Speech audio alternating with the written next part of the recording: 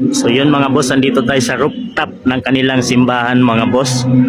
Yan dito sa taas. Kung naririnig nyo mga boss, may nagmimisa sa baba. Ito yung kanilang sinasamba mga boss, na isang malaking babaeng rebulto ng Buddha mga boss.